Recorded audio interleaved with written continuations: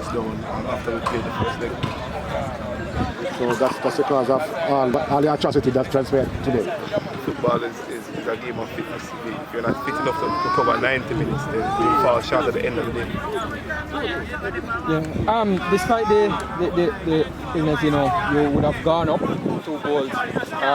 Do you think you get anything wrong tactically that resulted in Chavitan taking you apart? I think no matter the tactical approach that we would have taken, when you don't train for a week and a couple of days, and the other team, the opponent is training for over maybe 5-6 months, because I would have played them way before the competition began, and I knew the unit that they had from then, and they were really together. We would have understood that as the longer the game goes, they will get chances, and about staying in the game. We went in 2-0 up 20 minutes, but after that we were jaded and we fell apart. Well, where do you go from now?